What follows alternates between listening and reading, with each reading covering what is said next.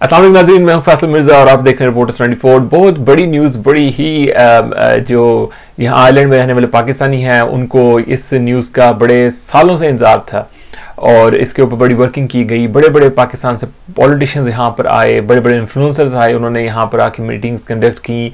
I am witness of this thing. बड़े बड़े groups के साथ मैं भी इन मीटिंग्स का हिस्सा बना हूँ, जाकर उनसे रिक्वेस्ट की, मुख्तलिफ टीडीज़ के साथ, सैनिटर्स के साथ, मुख्तलिफ यहाँ के जो लोग हैं उनके साथ जाके इसके ऊपर जो लोग हैं वो मिलते रहे हैं और इसके ऊपर रिक्वेस्ट करते रहे हैं।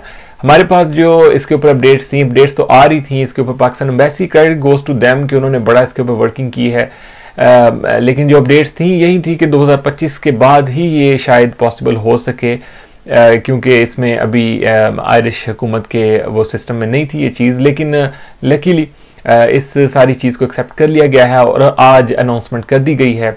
आप सबको, पाकिस्तानी जितने भी यहाँ पर आइलैंड में रहते हैं, मेरी तरफ से उन्हें बहुत बहुत मुबारकबाद हो इस गुड और बिग न्यूज़ की कि आयरलैंड पाकिस्तान में इस्लामाबाद में अपनी एम्बेसी ओपन करने जा रहा है। बड़े से इश्यूज़ इसके अंदर सॉर्ट आउट होंगे, ना सिर्फ पाकिस्तानी जो यहाँ पर आयरलैंड में रहते हैं उनके लिए, बल्कि नए आने वाले लोग हैं उनके लिए भी ये बड़ी एक मुफीद एक साबित होगी। पाकिस्तान में आयरलैंड की एम्बेसी, बड़े बड़े लोगों को, बेचारों को इश्यूज़ होते हैं एम्बेसी ना होने की वजह से, लेकिन अगर ये एम्बेसी अब इंशाअल्लाह ओपन हो रही है, आज अनाउंसमेंट हो गई है, नोटिफिकेशन जारी हो गया है, इस्लामाबाद में भी बता दिया गया है, यहाँ पर भी इनकी जो प्रेस रिलीज़ है वो आ गई है। तो बड़ी बड़ी गुड न्यूज़ है आप लोगों को। लेकिन इससे बड़ी जो गुड न्यूज़ है वो ये है कि पाकिस्तान को इन्होंने एक्सेप्ट किया है रीजन के अंदर एक इम्पोर्टेंट कंट्री की तौर पर। जो वर्डिंग यूज़ की है कि जियो पोलिटिकली जो इश्यूज़ हैं उनके लिए पाकिस्तान बड़ा इम्पोर्टेंट है। और जो आइलैंड का जो स्टैंड है वेदर के ऊपर, ये जो फ्लडिंग के ऊपर भी इन्होंने जो क्लाइमेट चेंज एग्जैक्ट वर्ड है जो, उसके ऊपर बड़ा स्टैंड है इनका।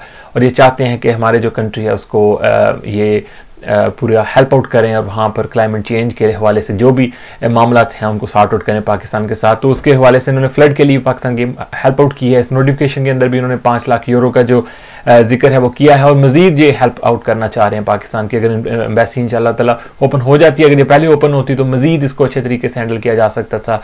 लेकिन अब इंशाअल्लाह पाकिस्तान में जो आइलैंड की जो एम्बेसी होगी वो इन मामलों को देखेगी और आइलैंड और पाकिस्तान दोनों कंट्री मिलके बड़ी चीज़ों में मिलके काम करेंगे और यहाँ पर रहने वाले जो पाकिस्तानी हैं वो इसका वाज़े तौर पर एक फ़र्क महसूस करेंगे। तो हमारी तरफ से आप सबको बहुत बहुत मुबारकबाद है और इंशाअल्लाह अगले कुछ हफ्तों में ये एम्बेसी वहाँ पर बन जाएगी। हमारी नई एम्बेसडर भी आ रही हैं तो उनके ऊपर भी जारी बात है एक जो इकनॉमिक आइलैंड के साथ जो मामला होंगे वो भी कुछ ज़्यादा होंगे, चीज़ें बढ़ेंगी, दोनों कंट्रीज़ करीब आएंगे, जुड़ेंगे और यहाँ के लोग वहाँ पर ईज़िली जा सकेंगे।